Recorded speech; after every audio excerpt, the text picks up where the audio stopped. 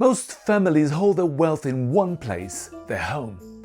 But 10 years from now, where your home is may matter more than whether you own one. For decades, buying near a city was usually enough. For the next decade, some neighbourhoods will thrive, others may quietly decline, and the forces driving the split are already visible today.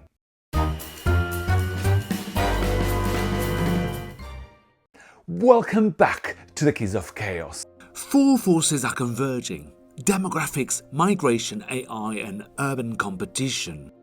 Within 10 years, that convergence will have permanently divided the property map of every major world country in two categories: winners and losers. And it won't be a competition of cities, but rather of neighbourhoods.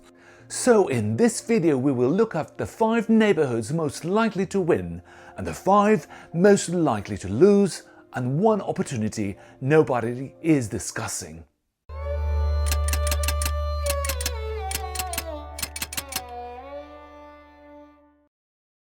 For a century, urban property relied on a simple assumption of 3 engines behind it: more people, more households and more jobs moving into cities.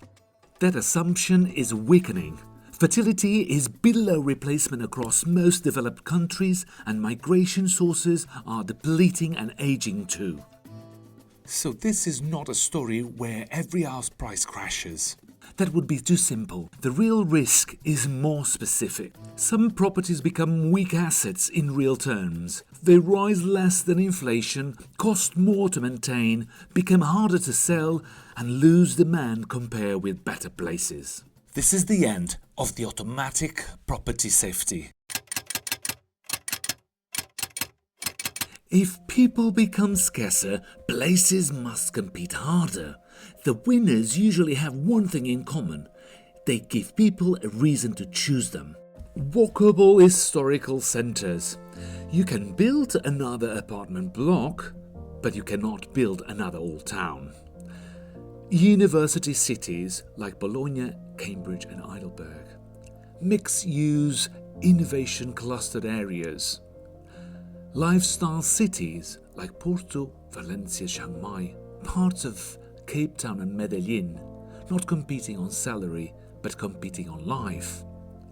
And retirement and healthcare districts, where Mediterranean regions and Central America have an unexpected opportunity. Now, I would like to ask you to pause and think about your own city, your own town. And think about a district or neighbourhood do you think that has a strong identity and will thrive, and the opposite, a neighbourhood, a part of the city that you think that in 10 years' time will have serious problems. Please write both names in this comment section, also with the name of your city. Thank you. The vulnerable places were not always poor. Often there were rational solutions for real housing shortages, built for a different demographic era. Post-war dormitory estates, shrinking industrial districts, office-only centres, touristic shells, peripheral places with weak transport, weak public space, and with no clear economic identity. You can see versions of this across Europe, like the French Grands Ensembles, the Spanish Polígonos, East German Plattenbau, British outer estates and post-industrial edges. But this is not only in Europe. The entire world shows different versions of the same issue. An aging population, a constant migration, the sharp differences between districts.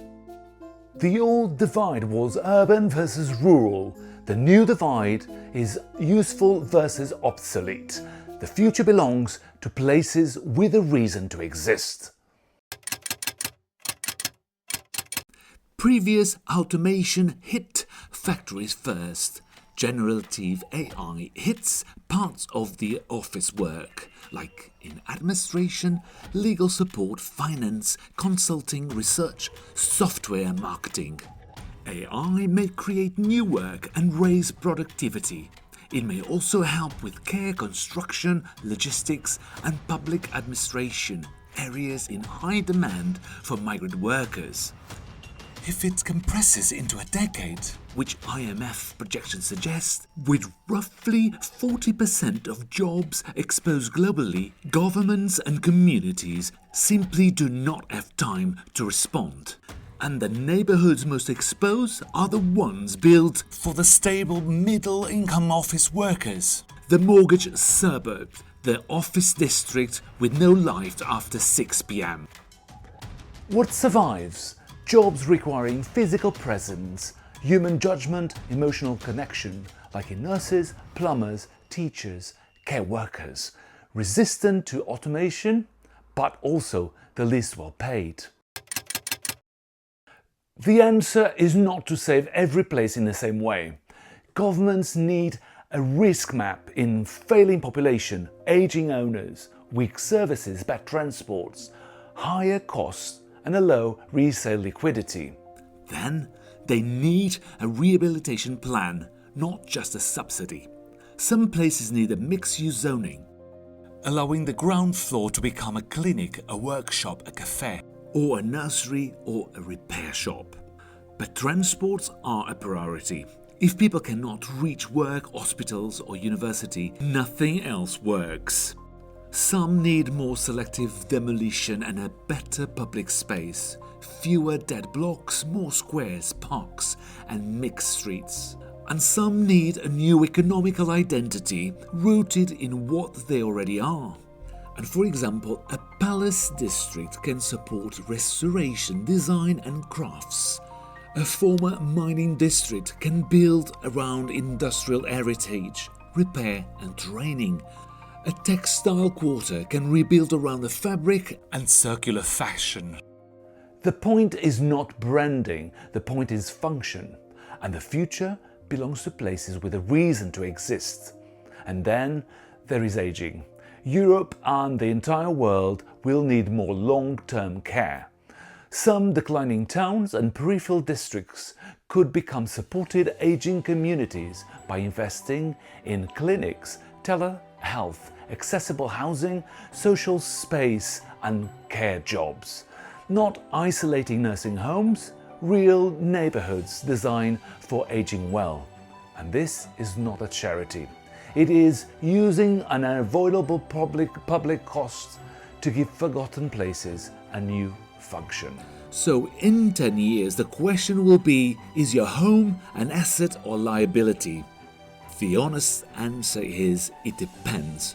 Not only on the country, not only on the city, but on the neighbourhood, the street, the building, and whether the place can still attract people. The old premises was simple: buy near city and wait. The new question is harder. What does this place do that people will still need 10 years from now? So tell me in the comments, which city do you think is the most overrated property market right now, and which city is the most underrated? And if this video helped you think differently about property and cities, please click like and subscribe to the Keys of Chaos and share it with someone else who still thinks that real estate is always a safe investment.